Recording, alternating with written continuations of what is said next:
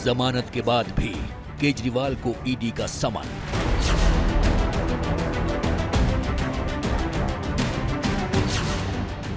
जामे शराब घोटाले के बाद जल के जंजाल में फंसे दिल्ली के मुख्यमंत्री।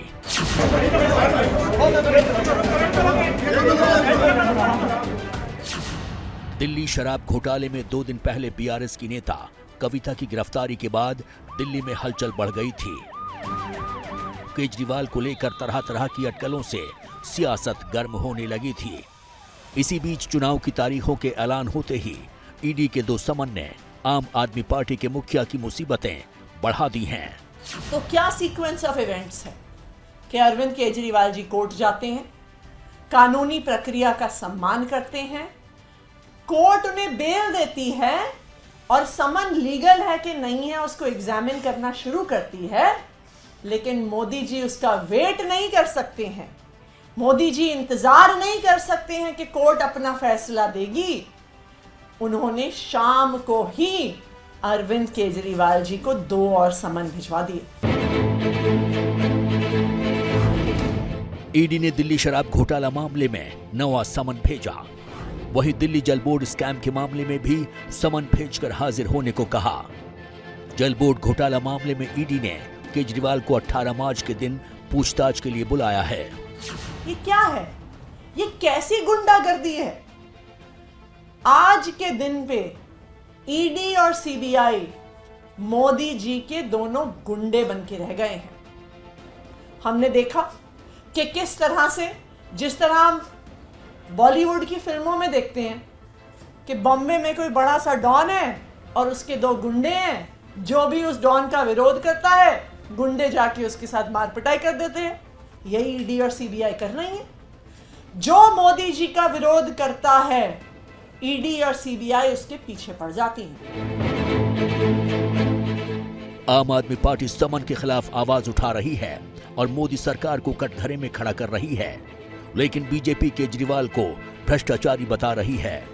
देखिए, अरविंद केजरीवाल का अब सम्मान नहीं है, अब अरविंद केजरीवाल को सिर्फ सम्मान है। ऐसा लगता है कि अरविंद केजरीवाल का हर विभाग में जहां हाथ रखिए वहीं भयानक घोटाला हो रखा है। ईडी समन के उल्लंघन मामले में मिली जमानत के बाद नई मुसीबत में फंसे केजरीवाल अब क्या करेंगे? क्या ईडी के सामने वो पेश होंगे या फिर किसी बहाने पूछताछ से दूरी बनाएंगे? इसको समझने से पहले दिल्ली जल बोर्ड घोटाले को समझिए। किस वजह से ईडी ने केजरीवाल को समन भेजा है? केजरीवाल की इस मामले में भूमिका क्या है? स्टेट ऑफ द हेड हैं, दिल्ली सरकार के मुखिया हैं, मुख्यमंत्री हैं। वैसे तो वो किसी मंत्रालय को अपने पास रखते नहीं है, लेकिन किसी मंत्रालय में उनके बगैर कोई काम हो नहीं सकता है, क्योंकि चीफ मिनिस्टर हैं। जिसको बुलाया जा रहा है वो गवाह भी हो सकता है ना, तो एक गवाही के रूप में आपको बुलाया जा रहा है। लेकिन अब उससे क्या होना है कि जब कोई व्यक्ति बिल्कुल सामना ही नहीं करना चाहता तो फिर उससे लगता है कि दाल में कुछ काला है। दिल्ली जल बोर्ड घोटाले का मामला नया नहीं है। ईडी का केस सीबीआई की एफआईआर और दिल्ली एंटी करप्शन ब्रांच से जुड़ा है। ईडी दिल्ली जल बोर्ड के 2 मामलों में कथित भ्रष्टाचार की जांच कर रही है। इस संबंध में जुलाई 2023 में ईडी ने दिल्ली, एनसीआर, केरल, चेन्नई में 16 जगहों पर छापेमारी की थी। ये छापेमारी दिल्ली जल बोर्ड के अधिकारी, एनबीसीसी के लोग और कुछ निजी संस्थाओं पर हुई थी। आरोप है दिल्ली जल बोर्ड की टेंडर प्रक्रिया में कई नियमों को ताक पर रखा गया था।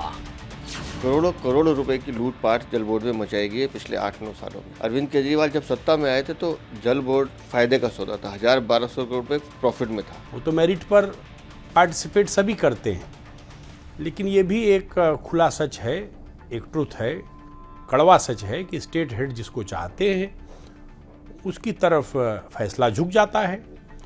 तो इस मामले में मुख्यमंत्री अपने आप को अलग नहीं कर सकते, निर्दोष सिद्ध नहीं कर सकते जब तक कि प्रक्रिया न्यायालय पूरी न करे। सवाल है कि जल बोर्ड में घोटाला कैसे हुआ और कितने करोड़ का घपला किया गया। दिल्ली जल बोर्ड घोटाले में बीजेपी का आरोप है कि 10 सीवेज ट्रीटमेंट प्लांट को 2 कैटेगरी में बांटा गया। पहली कैटेगरी में केवल अपग्रेडेशन होना था, दूसरी कैटेगरी में क्षमता बढ़ाने का ठेका दिया गया। इसी में सारा खेल कर दिया गया। दूसरी कैटेगरी में क्षमता बढ़ाने का काम होना था। इसके लिए 2022 में दिल्ली जल बोर्ड ने ठेके दिए, जिनकी कुल वैल्यू 1938 करोड़ रुपए के आसपास थी, जबकि इसकी अनुमानित लागत सिर्फ 1500 करोड़ रुपए थी। आरोप है कि लाभ लेने के लिए टेंडर की कुल वैल्यू को करीब 30% बढ़ाया गया। 10 प्रोजेक्ट के लिए 10 डीपीआर बननी थी, लेकिन 2 ही बनवाई गई और इसे सभी 10 पर लागू कर दिया गया। टेंडर किए गए, कागजों पे काम दिखा दिए गए, ठेकेदारों को पेमेंट हो गई, ठेकेदारों से कमीशन ले ली, 4 अधिकारी इनके गिरफ्तार हुए रिश्वत लेते हुए। कौन जवाब देगा? अरविंद केजरीवाल को जवाब देना होगा। उस वक्त दिल्ली जल बोर्ड की ओर से इलेक्ट्रोमैग्नेटिक फ्लो मीटर की इंस्टॉलेशन, सप्लाई और टेस्टिंग का टेंडर जारी किया गया। कंपनी को टेंडर देते समय एनकेजी इंफ्रास्ट्रक्चर लिमिटेड को अनुचित लाभ देने का आरोप है और उसके बदले पैसे लिए गए। एनबीसीसी के महाप्रबंधक डी.के. मित्तल पर गंभीर आरोप लगे। उस दौरान मित्तल ने एनकेजी इंफ्रास्ट्रक्चर को परफॉर्मेंस बेस्ड नकली सर्टिफिकेट जारी करके दिया था। यही नहीं, एनकेजी इंफ्रास्ट्रक्चर लिमिटेड ने तत्कालीन चीफ इंजीनियर जगदीश कुमार अरोड़ा और उसके जूनियर स्टाफ के साथ मिली भगत करके करीब 38 करोड़ रुपए का टेंडर हासिल किया था। दिल्ली जल बोर्ड में कथित घोटाले का यह पहला मामला था। एक तरह से जो टेंडरिंग प्रोसेस है उसको लेकर के आपत्ति आई, सीबीआई ने मामला दर्ज किया और उसमें से बाद में ये संज्ञान में आया एजेंसियों के कि इसमें धनाशोधन हुआ है और इधर से उधर ट्रांजैक्शन हुए हैं। कैश 38 करोड़ का जो पहला टेंडर था उसको लेकर के केस दर्ज हुआ है। अब दिल्ली जल बोर्ड में घोटाले से जुड़े दूसरे मामले को समझिए। जल बोर्ड के बिल पेमेंट के भुगतान के लिए जगह जगह पर ऑटोमेटिक मशीनें लगाई जानी थी। मशीन भी लगाई गई और बिल के भुगतान भी हुए, लेकिन वो पैसा दिल्ली जल बोर्ड के अकाउंट में जमा नहीं हुआ। कॉन्ट्रैक्ट 3 साल के लिए दिया गया था, जिसे बाद में समय समय पर बढ़ाया गया। नोटबंदी के दौरान करीब 10 करोड़ 40 लाख की पेमेंट एक साथ की गई, लेकिन वो भी जल बोर्ड तक नहीं पहुंची। इस मामले में जल बोर्ड को करीब 14 करोड़ 41 लाख का घाटा हुआ। जो अभियुक्त है उसको ये कहने का आधार नहीं है कि सब फर्जी है। फिर इस देश के अंदर एक न्यायपालिका है, न्यायिक तंत्र है, उसमें आप अपनी बात रखिए, कहिए, और न्यायालय अगर आपको मुक्त कर देता है, बरी कर देता है, तो फिर सब ठीक है।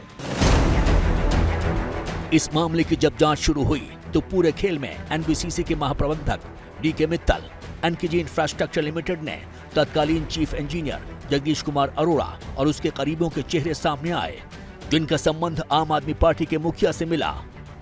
इसलिए फरवरी महीने में भी ईडी ने सीएम केजरीवाल के निजी असिस्टेंट विभव कुमार, आम आदमी पार्टी के ट्रेजरर और राज्यसभा सांसद एनडी गुप्ता और कुछ अन्य लोगों के खिलाफ छापेमारी की थी।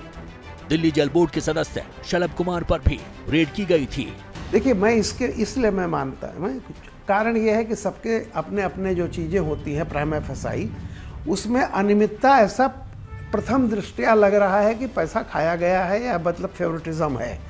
अब वो क्या है इस पर देखिए, चूँकि मैटर्स जब सब जुडिस होता है तो हम कोई एक चीज़ को प्रमाण तो नहीं कह सकते, क्योंकि एक पार्टी एक्यूज़ करेगी, दूसरी पार्टी डिनाई करेगी। सिंपल सी बात है कि इन सब में कहीं ना कहीं ऐसा लगता है प्रथम दृष्टया कि फेवर किया गया है, पैसा खाया गया है। घोटाला का तो मतलब यही होता है। तो सीधी बात है, यही शराब वाले मामले में है, यही जल बोर्ड वाले मामले में है। ईडी का दावा है कि एनकेजी इंफ्रास्ट्रक्चर लिमिटेड ने फर्जी दस्तावेज सबमिट करके कॉन्ट्रैक्ट हासिल किया था। तो सवाल है कि केजरीवाल इसके लिए जिम्मेदार कैसे हुए? क्या उनकी जानकारी में जालसाजी की गई या लाभ का पैसा उनके पास भी पहुंचा था? इन्हीं गुत्थियों को सुलझाने के लिए ईडी दिल्ली के मुख्यमंत्री अरविंद केजरीवाल से पूछताछ करना चाहती है।